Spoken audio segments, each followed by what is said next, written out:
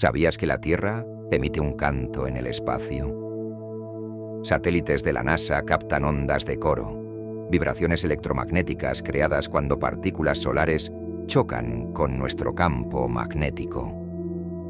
Al convertirlas en audio, suenan como un silbido inquietante, similar a pájaros. Descubiertas en los 60, estas ondas predicen tormentas solares que afectan satélites y crean auroras boreales. Sin este escudo magnético, la vida sería imposible. Escucha grabaciones de la NASA y descubre el canto de nuestro planeta.